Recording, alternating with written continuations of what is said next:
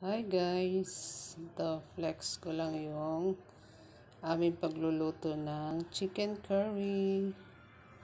Yung bunso ko ang nagluluto nito. Yan, pinapanood niya sa YouTube kung paano magluto ng chicken curry. Simple lang naman, 'di ba? Sangkot siya, gina-guide ko rin siya, guys. Sangkutsa mo lang siya, ilagay na yung curry powder. Yan ang napanood niya. So sabi ko pwede naman yan isabay sa coconut milk. So ayan, sinunod niya yung kanyang napanood na instructions.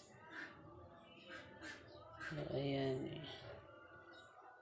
Ganda yung natututo yung mga anak natin kung mga gawaing bahay, lalo ng pagluluto kasi minsan, di ba, sumasama ang ating mga pakiramdam, marami rin tayong minsan pagod na sa ibang gawain. So, ayan. Thank you for watching, guys.